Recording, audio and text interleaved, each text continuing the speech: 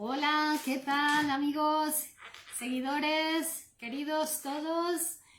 Bienvenidos, buenas noches, bienvenidos. Estamos en un nuevo ciclo de conferencias de psicoanálisis online gratuitas. Damos comienzo a la nueva temporada, al nuevo curso 2021-2022. Buenas noches. Estoy muy contenta, bienvenidos a todos vosotros amigos de Facebook, seguidores de YouTube, bienvenidos, estamos en directo, os hablo desde Madrid, España y seáis bienvenidos a este nuevo ciclo de conferencias de psicoanálisis online gratuitas. Espero que estéis todos muy bien y que vengáis con muchas ganas y con mucha energía para aprender, para conocer el funcionamiento de nuestra mente, de la mente humana, que vamos a ver qué características y qué peculiaridades tiene a lo largo de todas de este ciclo de conferencias. Buenas noches, Federico Plucker. Hola, Diego Ramírez. Hola desde Costa Rica. Buenas noches, es un placer. Miriam Figueroa desde Honduras. Muy buenas noches, bienvenidos, van incorporándose, estoy muy contenta. Buenas noches a todos, os hablo desde Madrid, España, en este momento son las 9 de la noche aquí y las conferencias, que serán todos los jueves, nos encontraremos en este horario, durarán 1 hora, como es habitual en nuestros ciclos. Saludos desde CR, Liliana Almidón, saludos desde Argentina, Almirón, Wenceslao Cruz. Buenas tardes desde Ciudad de México. Por aquí tenemos también más amigos, seguidores que se están. Gabriel, buenas tardes desde México. Carmelo Peralta, saludos. Buenas tardes desde Barcelona, Carlos Latorre. Saludos desde Bolivia. Buenas noches para ti, Virginia, desde California. Desde Chile, saludos. Arelis. Muy bien, podéis confirmar que se escucha. Buenas tardes, Marta desde Argentina, Andrés desde Bolivia. Qué alegría volver a encontrarnos. Liliana Trejo desde México, Luis Ángel desde Veracruz, México, desde Uruguay, Eduardo. Qué alegría que estéis todos ahí. Muy bien, muy bien. Los mensajes pasan rápidamente, espero poder ir leyéndolos todos.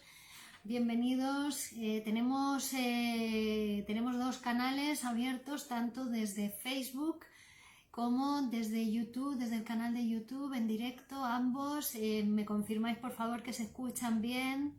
Hola, saludos desde Bolivia, Rosy, Marta, se escucha muy bien, perfecto. Joana Guerrero desde Colombia.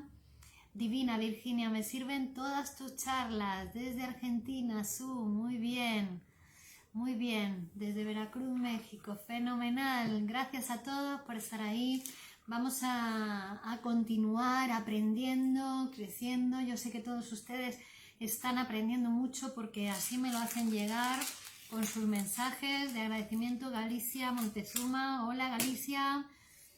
Vala, Patricio, Carlos, muy bien, muy bien. Es una alegría poder dar por inaugurada este nuevo ciclo de conferencias y un placer acompañarles en este proceso de acercamiento a nuestra naturaleza humana y al funcionamiento de nuestra psique, de nuestra alma, si lo quieren llamar, que vamos a ver que tienen unas peculiaridades que muchas veces se niega que somos humanos. Y entonces, hola Luis Ramírez, hola a todos, abrazos desde Madrid, España.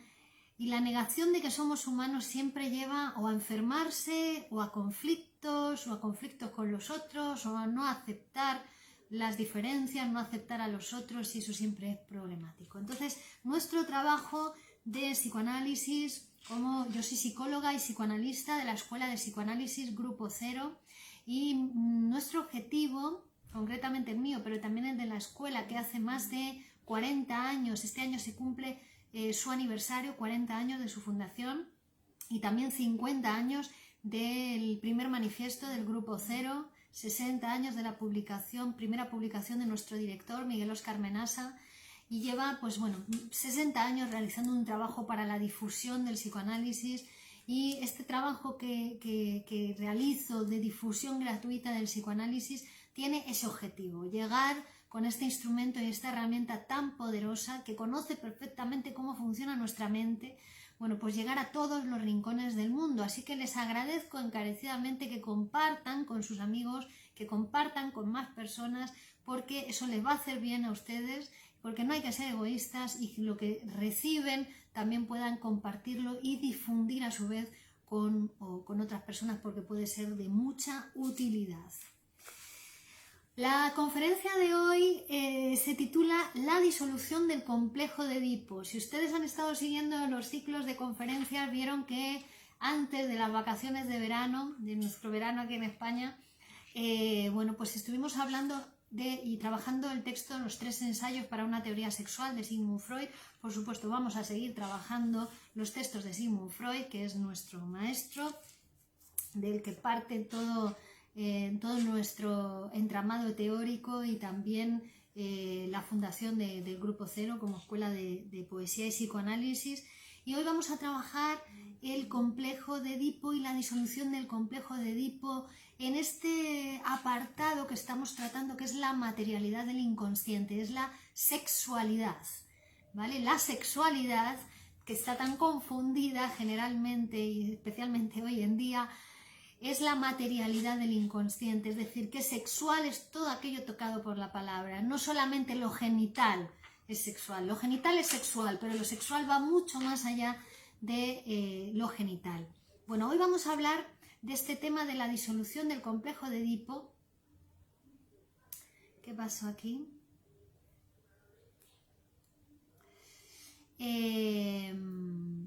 Me vais a dar un segundo porque algo ha pasado aquí con la conexión. Vamos a ver si se vuelve a restablecer por YouTube.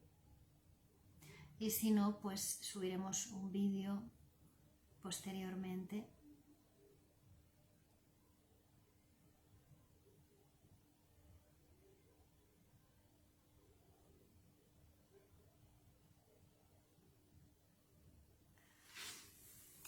Hola, saludos Costa Rica, hola a todos. Vamos a ver si podemos restablecer. Disculpad, primeros días, primer día, algunos problemas técnicos, pero ya enseguida vamos a comenzar con la temática.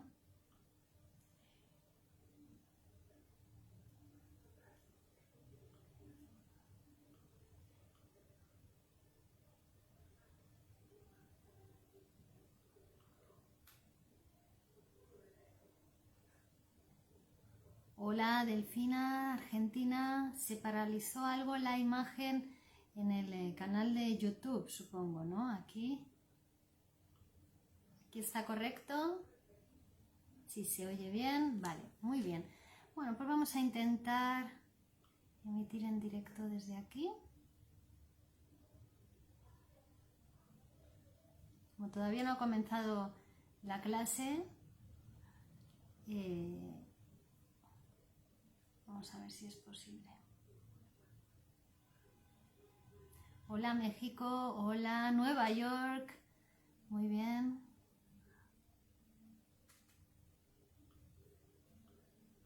Bueno, hay que ser, está bien, vale, perfecto. Comprensivos. Y si no, vamos a emitir. Tenemos diferentes posibilidades.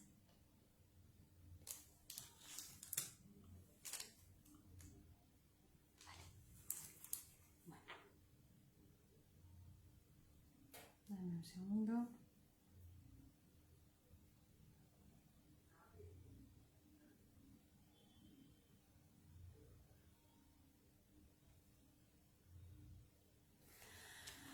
Hola, hola, la señal perfecta, dice Rosa Calderón. Sí, ha sido desde YouTube que se interrumpió.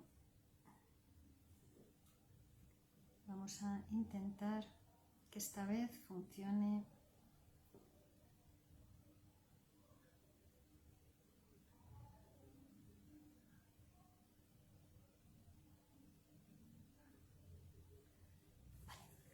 estamos aquí, amigos.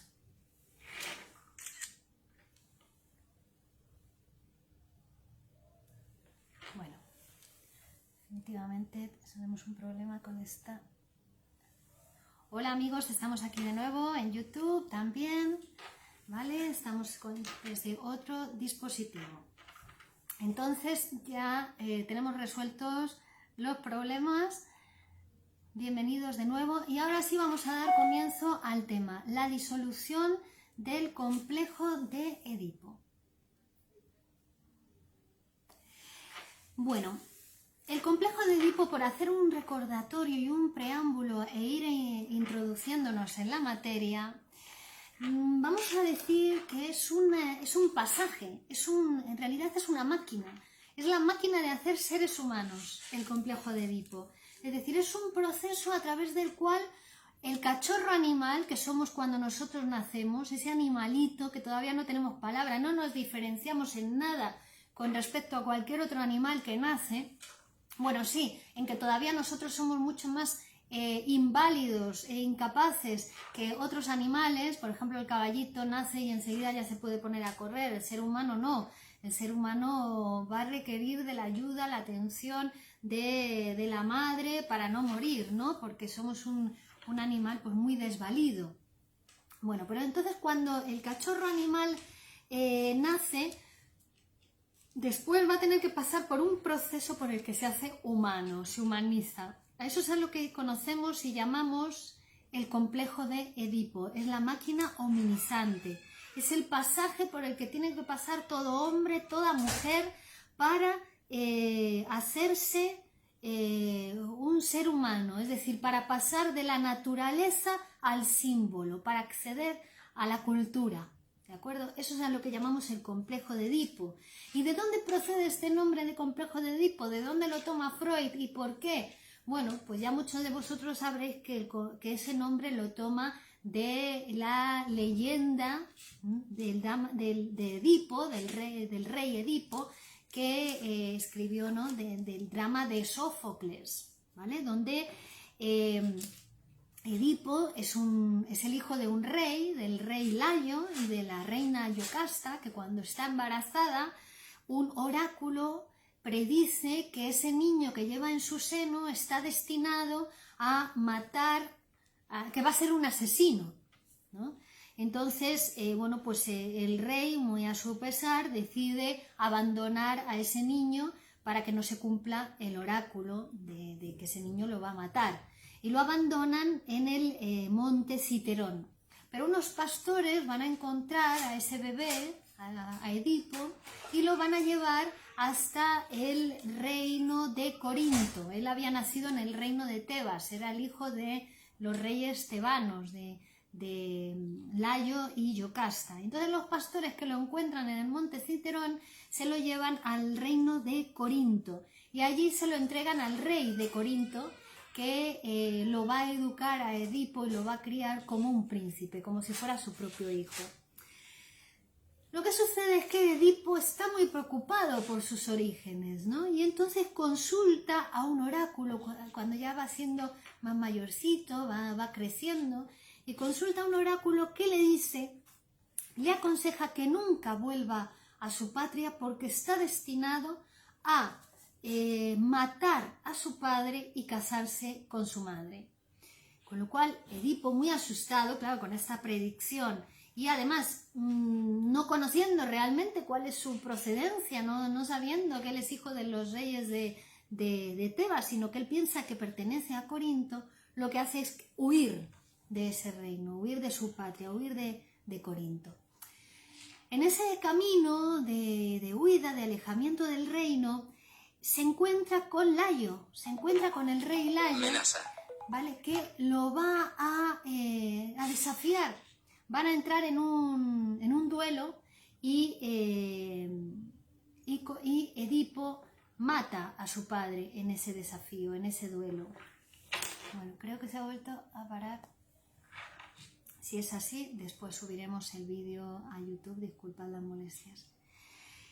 Bueno, pues en ese duelo, como decíamos, Edipo mata al rey Layo, que él no sabe que el rey Layo es su padre, ¿vale? Entonces, llegando a las inmediaciones de Tebas, Edipo va a adivinar el enigma de la Esfinge y, como consecuencia de la adivinación de ese enigma, se le van a abrir las puertas de la ciudad de Tebas, ¿vale? Y los tebanos, como agradecimiento, le conceden la mano de Yocasta, le conceden a Yocasta el matrimonio. Así que Edipo, sin saberlo, ha matado a su padre y se casa con su madre. Durante largo tiempo él va a reinar en Tebas y pacíficamente incluso engendra con su madre 2 hijos y 2 hijas, sin saberlo que es su madre, ¿no? Hasta que, bueno, pues hay una pandemia parecida a la que hemos vivido nosotros mundialmente ahora, la pandemia del coronavirus, pero en ese caso fue la peste que asoló a la ciudad de Tebas y mató a muchísimas personas. Y entonces los tebanos, para consultar, para saber cómo pueden resolver esta problemática, consultan a un oráculo y el oráculo, y ahí es donde verdaderamente comienza la tragedia de Sófocles, porque el oráculo les dice a los mensajeros que la peste terminará cuando sea expulsado del reino de Tebas el asesino de Layo. Pero ¿dónde encontrar al asesino de Layo? Bueno, ahí comienza toda la acción de la tragedia, que va a estar constituida precisamente por el descubrimiento de que el asesino de Layo es Edipo y que Edipo entonces ha matado a su padre y se ha casado con su madre y ha tenido hijos con su madre, ¿no? Horrorizado frente a este descubrimiento, frente a esta verdad, Edipo se arranca los ojos, ¿no? Cuando descubre que el oráculo efectivamente se ha cumplido.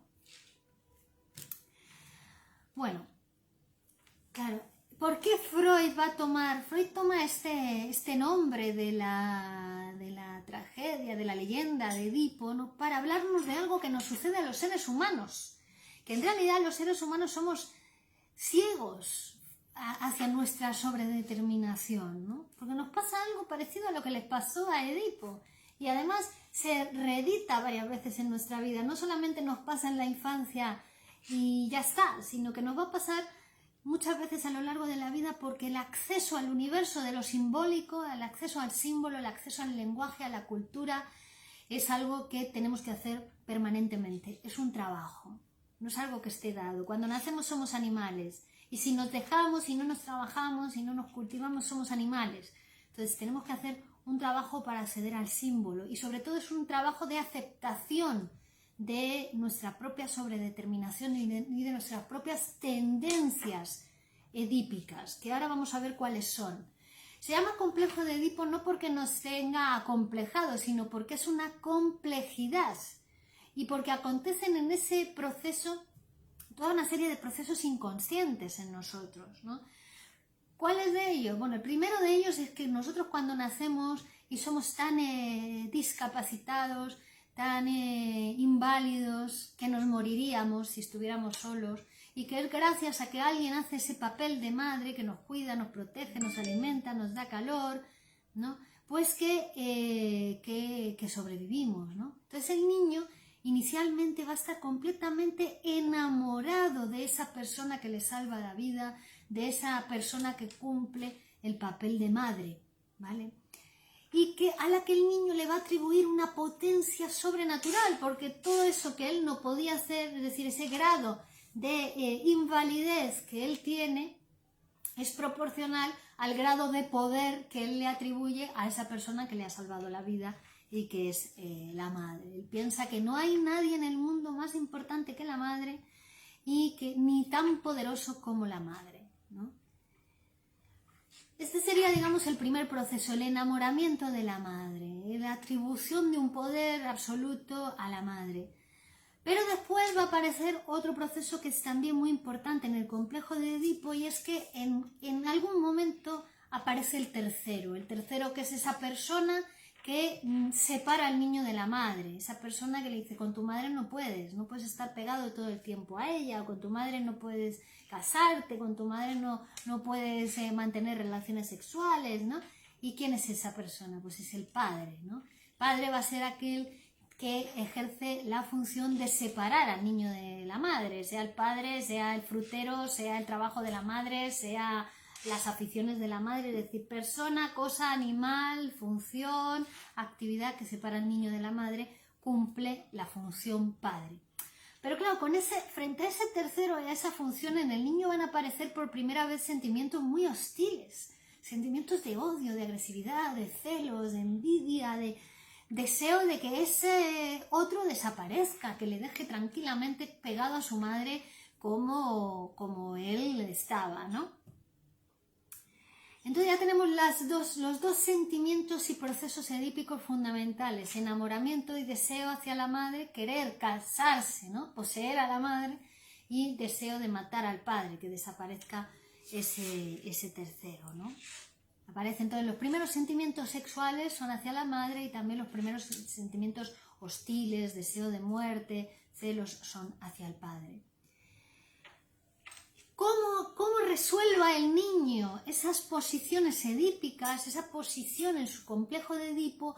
Va a determinar su personalidad y va a determinar su posición psíquica, que se trate de una posición neurótica, una posición psicótica, una posición perversa, una posición normal. Va a depender de eso, de cómo resuelva esa complejidad el niño. Y no es fácil, es una cosa, probablemente el complejo de Edipo y su resolución sea la cosa más difícil y más compleja que nos acontezca en la vida, ¿no? En toda la vida.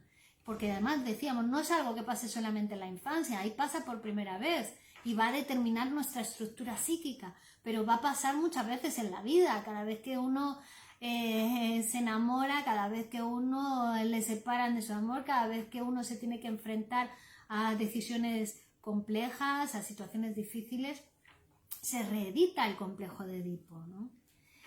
Y va a depender cómo se acepten y cómo uno se posiciona frente a estos sentimientos humanos, ¿no? Y cuestiones humanas, que su estructura psíquica sea una u otra.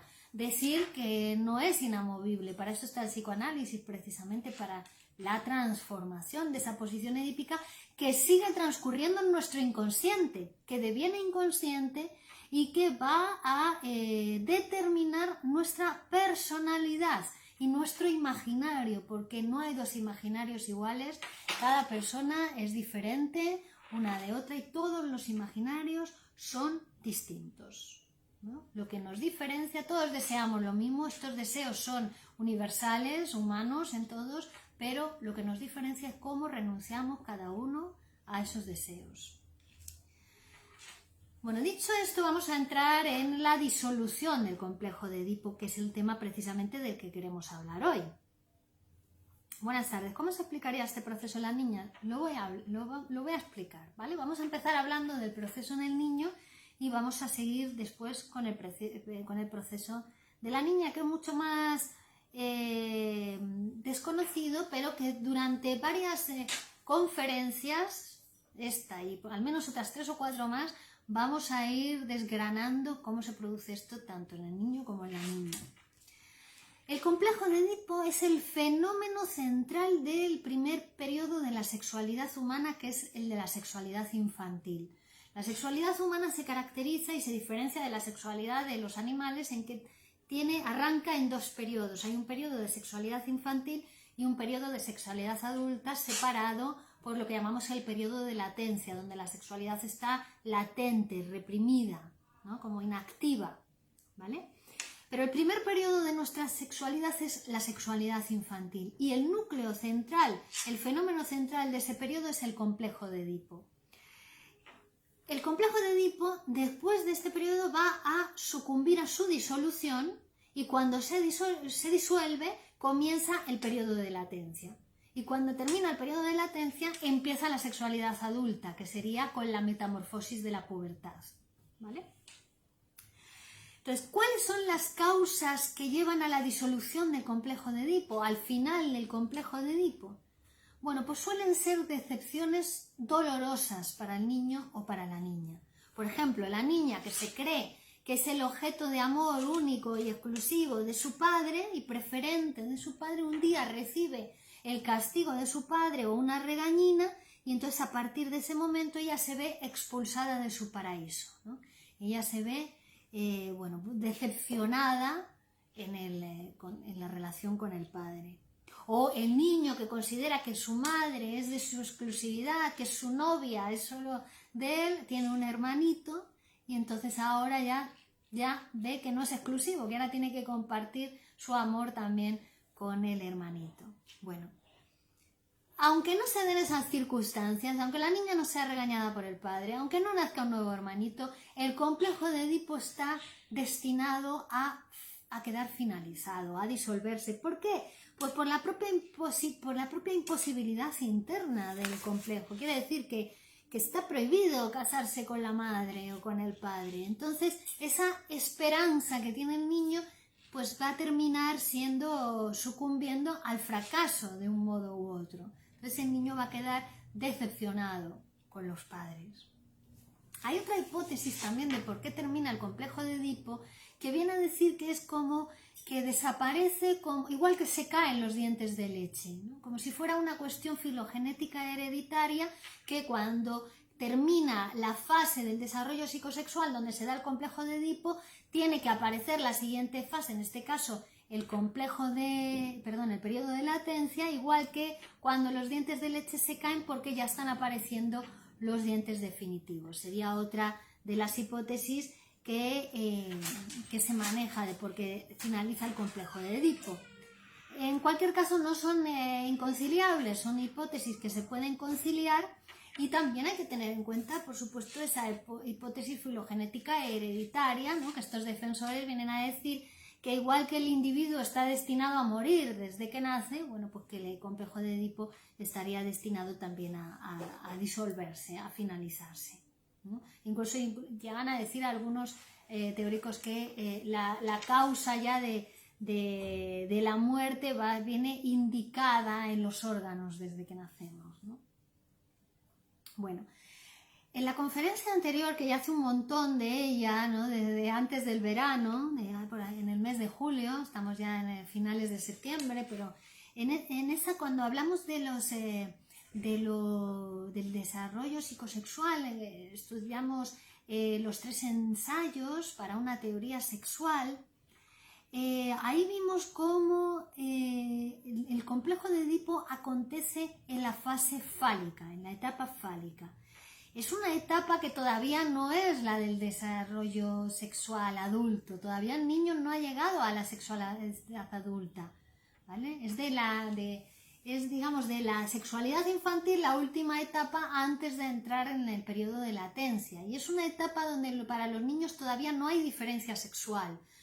No existe lo femenino y lo masculino, es todo fálico en ese momento. Ellos atribuyen falo a todo, a la mujer, al hombre, al perrito, a la silla, al trencito, todo tiene falo, ¿no? Todo tiene pene en esa etapa fálica. Y aquí es donde acontece el complejo de Edipo, cuando ellos hacen esa atribución de falo a todo, ¿vale?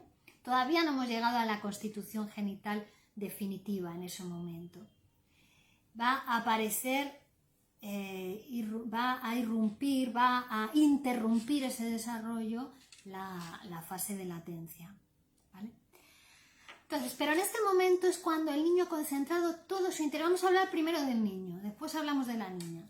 El niño ha concentrado todo su interés en sus genitales. Ya ha empezado con la actividad masturbatoria.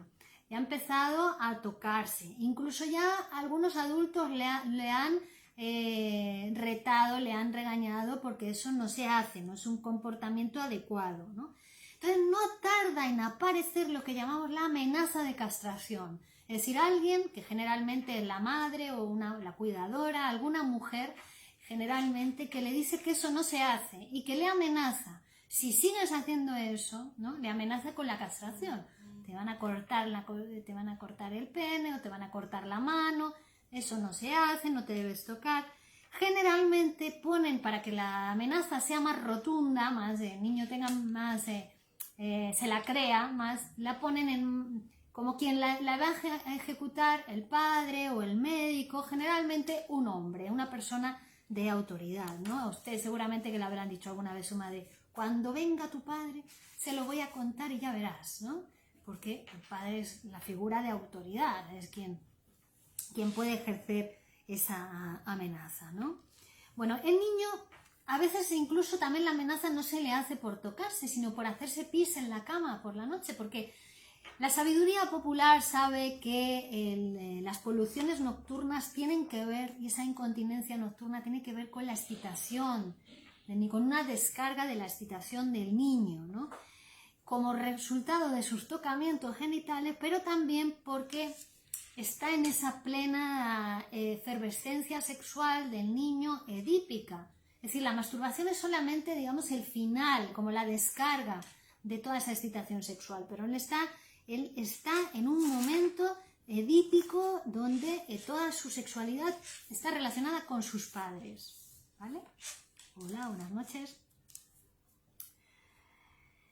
Entonces, el niño no va a responder, no va a hacer caso inmediatamente a la amenaza de castración, no va a ser tan rápido, no va a ser inmediato, sino que va a ser un proceso. Pues al principio él no le presta ni fe ni credulidad a esa amenaza, ni la obedece, no se la cree para nada, no cree que una parte tan importante de su cuerpo se la puedan quitar, no se lo cree, ¿vale? Pero él ya anteriormente, aunque no tiene el peso, ni la eficacia, ni la importancia de esta amenaza de castración, él ya ha vivido anteriormente 2 castraciones previas, 2 formas de la castración mucho más tempranas, donde se le ha separado de algo, ¿no? En primer lugar, en la fase oral del desarrollo sexual, el niño quedó separado del pecho de la madre, ¿no? Él lo primero que encuentra es el pecho de la madre, lo primero que le alimenta, ¿no? Y esa va a ser una gran separación para el niño, una gran pérdida, cuando la madre ya deja de darle el pecho. Bien porque ha llegado el momento, porque ha venido un hermanito, ¿no? Esa es como la primera castración que va a experimentar, que como digo, no es ni mucho menos tan fuerte como la que va a venir ahora, ¿no?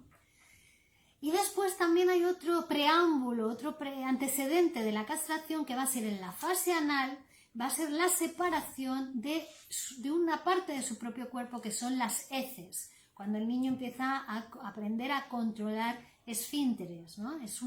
Él siente que las heces, su caquita, es una parte de su propio cuerpo que él le entrega al mundo, ¿no? Que queda separada de ella.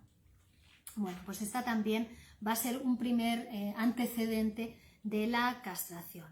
Pero estas experiencias no entran en juego con motivo de la castración, porque para el niño, como digo, no se lo termina de creer eso de que le puedan quitar su pene, y va a tener una respuesta muy vacilante ante la amenaza de castración, muy incrédulo, hasta que aparece una experiencia en su vida que va a ser la que le va a convencer, la que le va a horrorizar, de hecho, y a partir de la cual va a empezar a creer que eso puede ser verdad, que si sigue con su comportamiento de tocamientos o queriendo acostarse en la cama con la madre o persiguiendo a la mamá, esa amenaza de castración puede ser efectiva.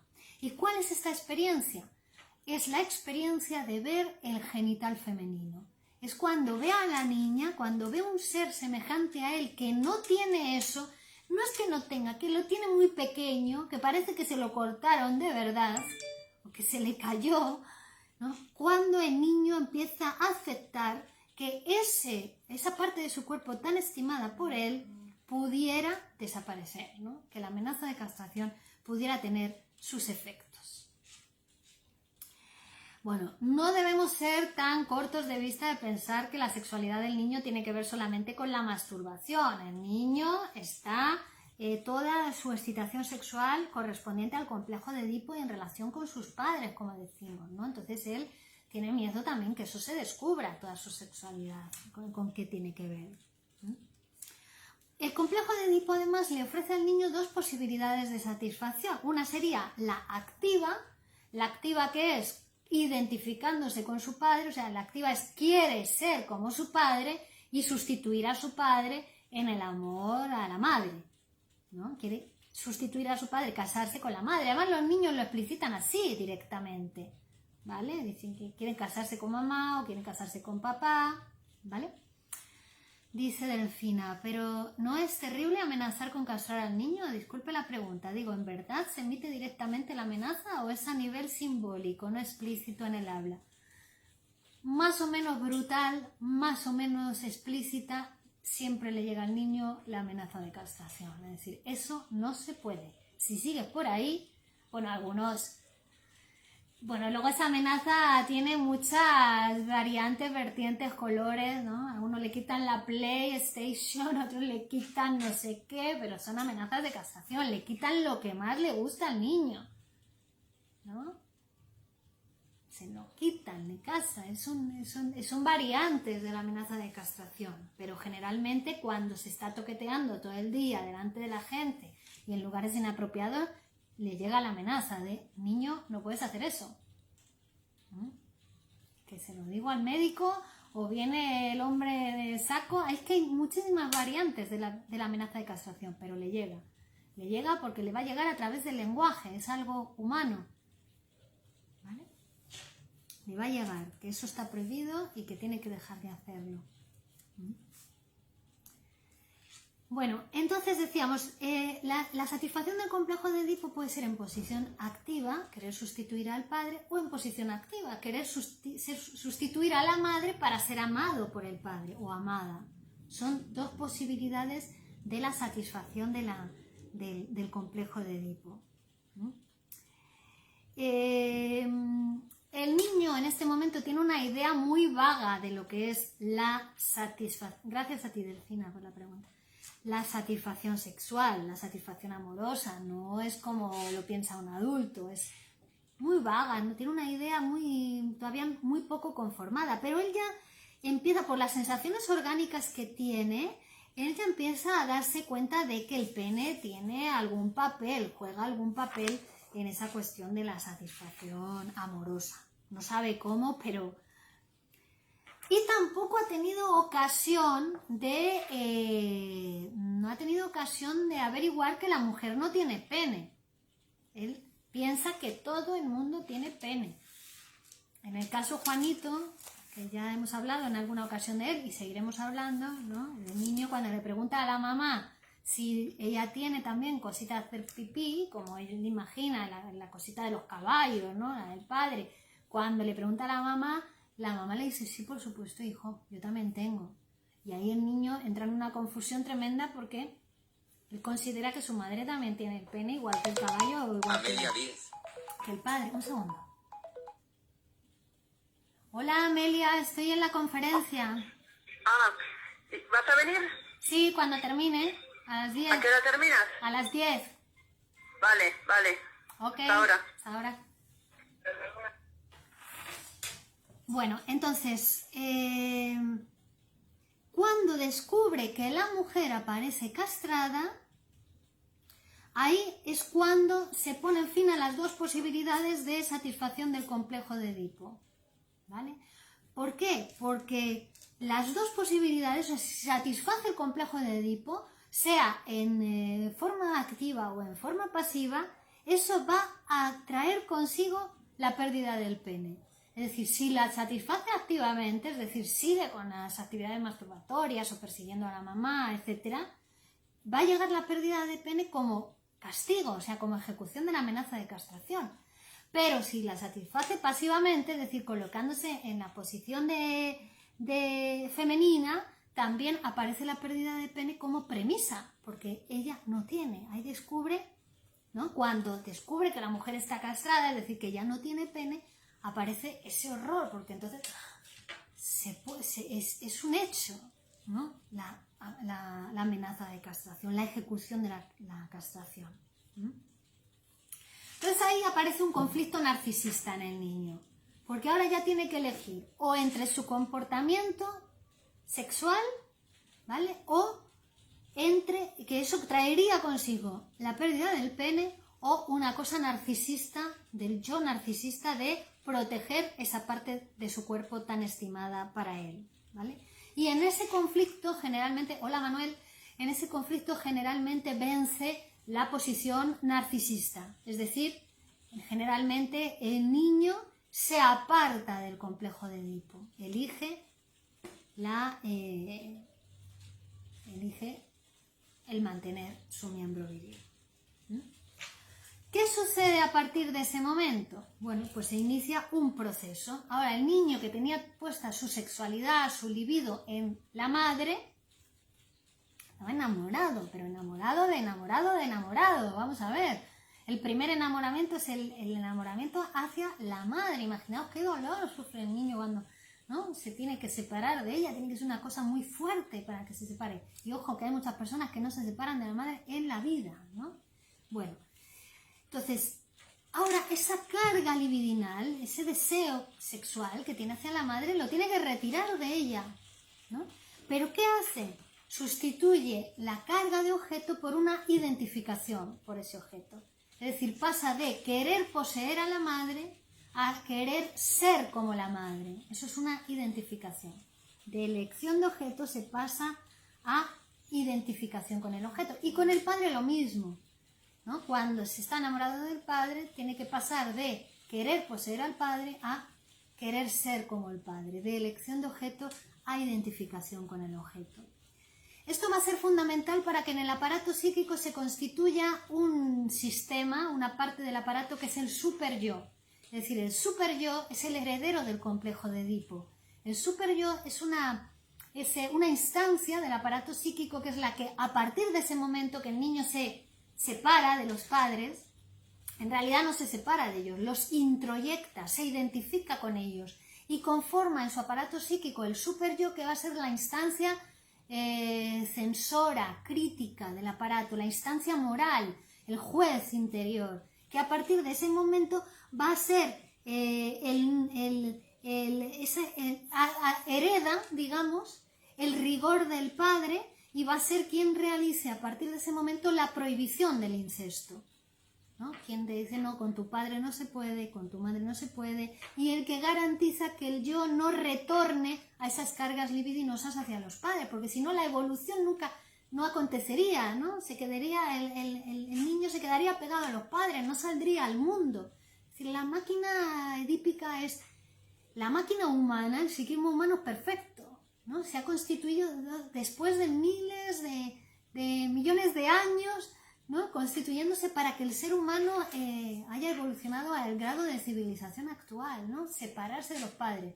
Pero la mala noticia y la buena a la vez es que todo esto no desaparece en nosotros, sino que deviene inconsciente. Se queda en nuestro inconsciente, en el ello del aparato psíquico, sigue aconteciendo el proceso del complejo de Edipo y todas sus vicisitudes. Eso es lo que pasa en nuestro inconsciente. Eso transcurre en el ello, ¿no? Porque en la realidad, en el yo, en la conciencia, todas esas tendencias libidinosas edípicas quedan desexualizadas, quedan sublimadas, ¿no? Se han transformado en identificaciones con los padres, ¿no? La tendencia sexual queda inhibida en su fin, se transforma más bien en una corriente cariñosa hacia los padres. Bueno, pero el caso es que esta renuncia aparente de la madre, del padre, lo que le hace al niño es salvar sus genitales. Ha renunciado a ellos y por tanto la amenaza de castración no se ejecuta, ¿no? Pero los genitales no pasan directamente a la sexualidad adulta en el ser humano, sino que el niño pasa, después del complejo de Edipo, cuando se disuelve el complejo de Edipo, pasa al periodo de latencia. Es decir, es un periodo de unos años donde la sexualidad queda detenida, inhibida, latente, paralizados los genitales, ¿vale? Despojados de su función, hasta que más tarde pues comience la etapa de la metamorfosis de la pubertad, y ahí es donde nace verdaderamente la sexualidad adulta. Ahí es donde se descubre la diferencia sexual entre lo femenino y lo masculino. Hasta ese momento no hay diferencia sexual, no hay vagina, para que me entiendan. La sexualidad infantil de la niña es clitoridiana y el clítoris en ese momento tiene la misma función que el pene del niño, ¿no? Más chiquitito, pero tiene las mismas terminaciones nerviosas, la misma erogenidad, etc. La sexualidad de la niña es masculina, todavía no hay feminidad, ¿vale? Bueno, esta separación del niño del complejo de Edipo, dice Freud, no la podemos considerar una represión propiamente dicha, pero sin embargo, a partir de aquí y de la constitución del superyo en el aparato psíquico, se van a dar todas las represiones ulteriores de la vida del sujeto adulto. Es decir, todas las represiones posteriores van a nacer como consecuencia de la intervención del superyo, cuya origen o cuya formación se inicia aquí, en este momento del desarrollo psíquico. ¿Vale? El proceso del que estamos hablando más bien es una disolución, una destrucción, una desaparición del complejo, ¿no? Cuando se reprime, en realidad ese complejo de Edipo sigue trabajando en el inconsciente y va a ser el núcleo también de toda la acción patógena que pueda tener sobre el sujeto en la construcción, en la producción de una neurosis, de una psicosis, de una perversión, etcétera, que es lo que nosotros después vamos a tener que ir interpretando en el proceso psicoanalítico de ese sujeto, de fulano de tal, cuando está en su psicoanálisis, ¿no? Que vamos construyendo su inconsciente, que es lo que le está aconteciendo en ese plano inconsciente. Bueno, entonces la observación analítica, la teoría psicoanalítica nos ha permitido ver toda esa organización, ¿no? Y esa relación entre la organización fálica, el complejo de Edipo, la amenaza de castración, la formación del superyo y el periodo de latencia, ¿vale? Cuando entonces el complejo de Edipo sucumbe a la amenaza de castración, acontece todo esto que hemos dicho, entra en el periodo de latencia, pero ahí no termina todo, ¿vale? Esteban dice, en la latencia se da la tendencia opuesta, hay un rechazo a la sexualidad proporcional al deseo que se reprime. Sí, hay una detención de la sexualidad, es esa etapa del desarrollo donde los niños son pequeños científicos, hay como mucha sublimación, toda la sexualidad se pone en las matemáticas, en el estudio, en el arte, ¿no? Se sublima, ¿vale? Un complejo no resuelto explicaría el excesivo apego del homosexual hacia su madre. Esa es la forma en que ha resuelto. Claro, se ha identificado con la madre y se ha quedado en posición pasiva con respecto al padre, ser amado por el padre, que en realidad lo que luego va buscando es en esa identificación con la madre, va buscando otros chicos que se parezcan a él para amarlos como su mamá lo amaba a él, ¿no? Hola Montevideo, excelente lección de psicoanálisis, dice Marcos. Bueno, pero claro, aquí hemos visto entonces la trayectoria del niño, pero ¿qué pasa con la niña? Que estabais vosotros preguntando antes por el caso de la niña.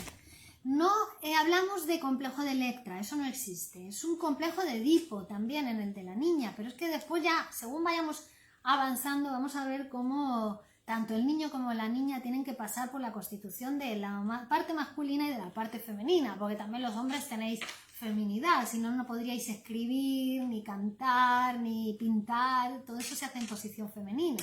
Incluso a lo largo de la historia lo habéis explotado mejor que las mujeres, ¿no? Es decir, que y la mujer también necesita desarrollar su masculinidad, su actividad, ¿no? Entonces vamos a ver qué es lo que pasa en el lado de la niña, qué es lo que pasa para que se constituya la feminidad, ¿no? Porque la niña también tiene complejo de Edipo, también tiene superyo, también tiene periodo de latencia, también se encuentra en etapa fálica cuando acontece el complejo de Edipo. Lo que pasa que sí que hay una variante, hay una diferencia, y es que la niña no tiene pene, la mujer no tiene pene, la mujer tiene vagina, pero eso no lo va a descubrir hasta la metamorfosis de la pubertad. En este momento de etapa fálica, donde acontece el complejo de Edipo, ella piensa que tiene pene como él. Es fálico. es etapa fálica, es su clítoris. Toda su sexualidad está centrada en su clítoris, que se comporta como un pene. Pero ¿qué sucede? Que cuando lo compara con el del niño, se da cuenta de que su pene es mucho más chiquitito. Ella se encuentra en desventaja con respecto al niño. Ella se encuentra inferior al niño porque su pene es más pequeño. Y no es que consideren la falta del pene de la niña como si ella tuviera otra cosa. No. Decimos, no se sabe todavía, está desconocida la existencia de la vagina. Entonces, lo que piensan, y tampoco consideran que todas las mujeres les pasa eso que le pasa a la niña, le pasa a todas las mujeres. No, piensan que eso que le pasa a la niña es porque ella lo perdió como consecuencia de la castración.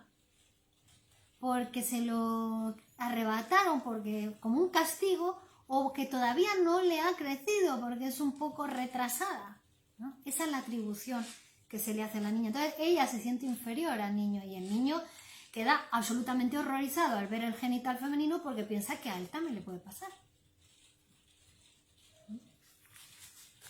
En el niño entonces es cuando tiene verdaderamente efecto la amenaza de la castración. ¿Pero qué le pasa a la niña? Si la niña ya lo asume como un hecho consumado, lo asume como que, porque ella no tiene, o sea, no se puede cumplir con ella la castración, porque no tiene. Bueno, pues en la niña va a tener más efecto el miedo a perder, pero no el pene, sino el miedo a perder el amor de los padres, el amor de los seres queridos. Es decir, esa amenaza, si sigues con eso, ¿no? Con esos tocamientos, porque la niña también se masturba, ¿no? Con esos tocamientos o con esos comportamientos, va a parecer un castigo. Para la niña es miedo a perder el amor de sus padres. Y ahí es donde ella renuncia y se identifica, ¿no? Y se conforma también en ella, por supuesto, un super yo. ¿Vale? Ahí renuncia al amor a la madre. Renuncia al amor a la madre, pero la niña no se conforma con eso, sino que ahí se enamora del padre, digamos. La elección amorosa de objeto pasa a una identificación con la madre y entonces se pone en posición pasiva y lo que quiere es ser amada por el padre. ¿Vale? Ese deseo, en principio, es deseo de pene también. Quiere que el padre le dé el pene, ese pene que no le ha dado la madre. Ella se cabrea, ya lo veremos mucho cuando hablemos de la feminidad, de la sexualidad femenina. Ella se decepciona con la madre, pasa a odiar a la madre, porque la madre no le ha dado el pene, no le ha dado ese miembro tan estimado, ¿no? Pero entonces se identifica con la madre, se enamora del padre y quiere que el padre le dé ese miembro, le dé el pene. Eso después también va a tener que ser sustituido en su proceso de desarrollo psíquico y va a pasar de deseo de pene a deseo de hijo. También hay un momento donde la niña desea un hijo del padre, ¿no? Y ahí va a culminar su complejo de Edipo, porque también, por supuesto, el padre no le va a poder dar un hijo como regalo, ¿no? Y también se cabrea con él porque el hijo se lo da a la mamá, ¿no?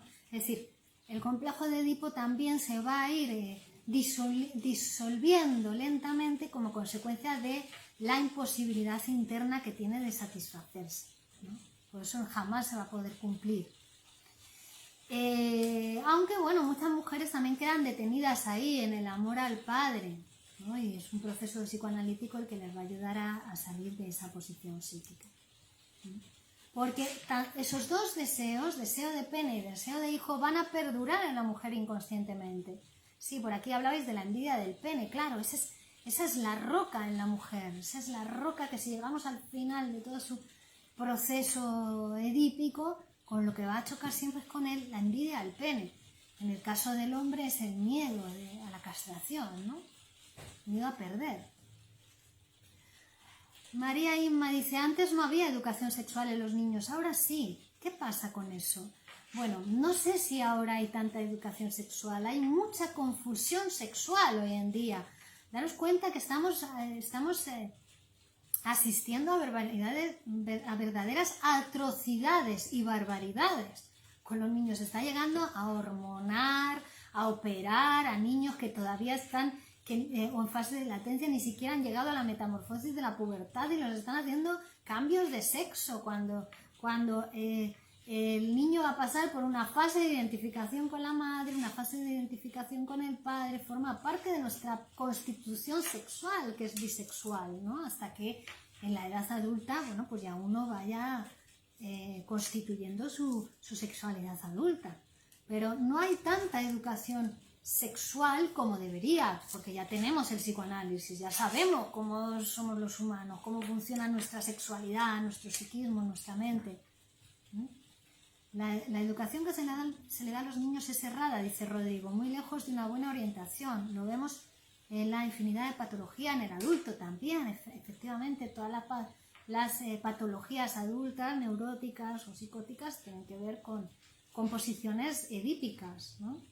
Entonces hace falta más psicoanálisis, hace falta que haya psicoanálisis en los colegios, en las guarderías, en los centros médicos, en los hospitales, en todos lados tiene que estar presente el psicoanálisis. Por eso yo a todos ustedes les animo a estudiar, porque comienza la nueva era de psicoanálisis, aquí ya se está pidiendo en los lugares públicos, pero hasta que no sea una cosa universal, un bien para todos, pues nosotros seguiremos haciendo este trabajo de difusión.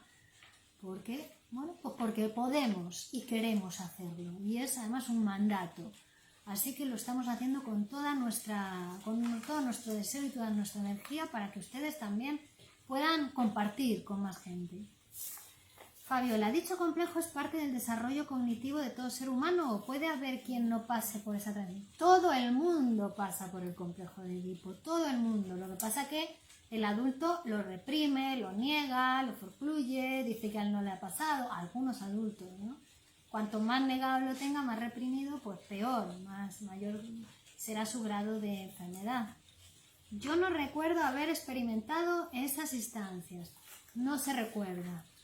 Se olvida, precisamente por eso, es inconsciente, se olvida, pero sin embargo se actúa en la vida adulta, ¿no? Uno tiene problemas con su jefe, que es un subrogado del padre, no puede obedecer las órdenes de su jefe, o le echan de todos los trabajos, bueno, es una cuestión edípica, ¿vale?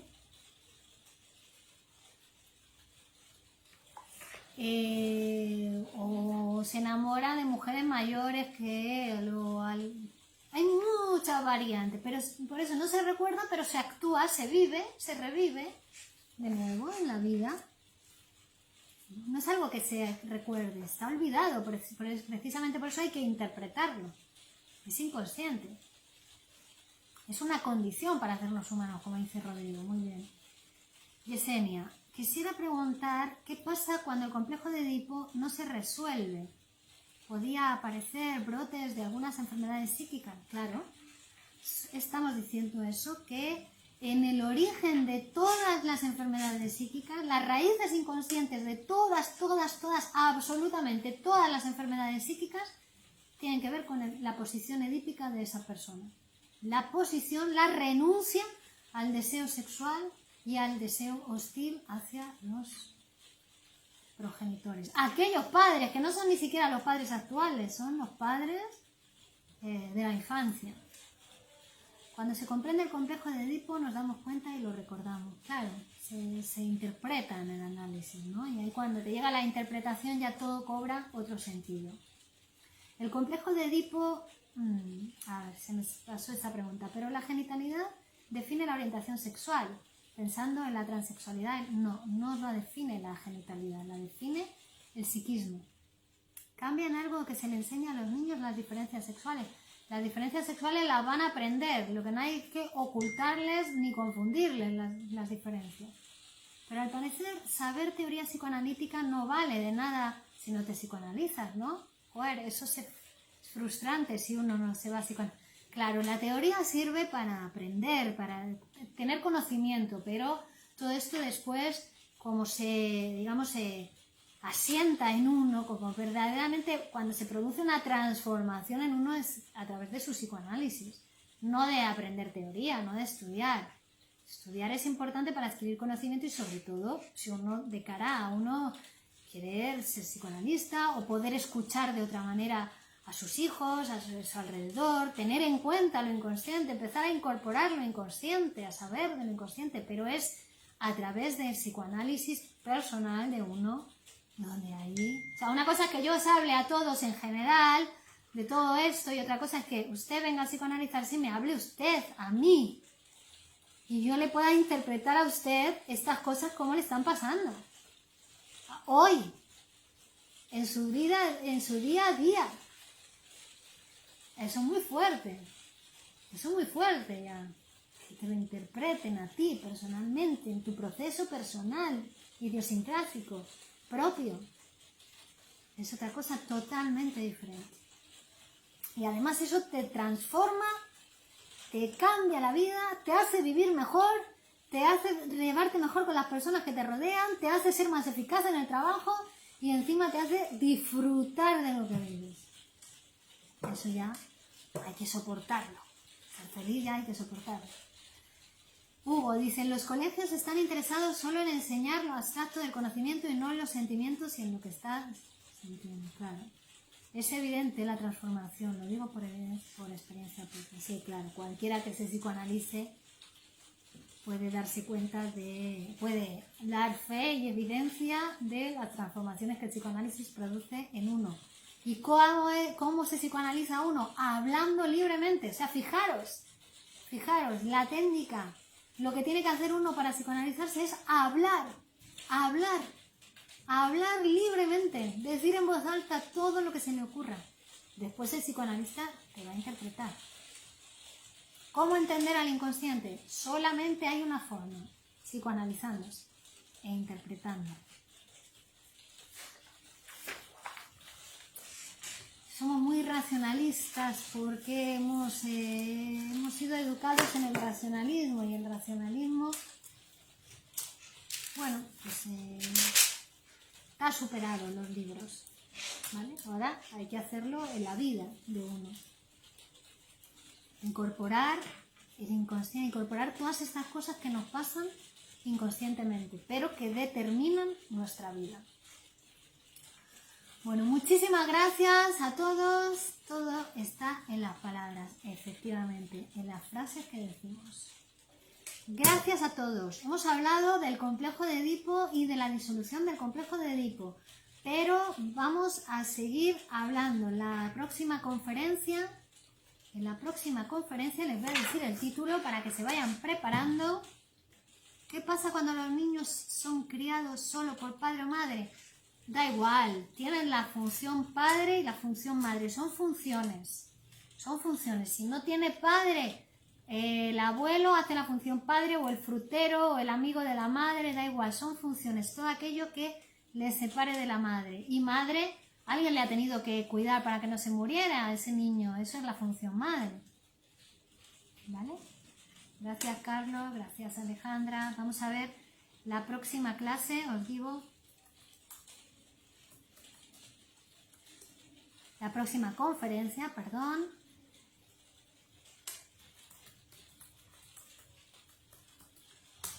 Que va a ser... Gracias a vosotros, Seguimos difundiendo el psicoanálisis. Compartan con sus amigos, compartan con sus familiares. Si quieren que les vaya mejor la vida, compartan, que ya verán cómo les va a ir mucho mejor las cosas.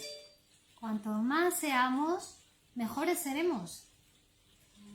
Bueno, la próxima conferencia, que será el próximo jueves a la misma hora, a las 9, hora española, va a ser la organización genital infantil.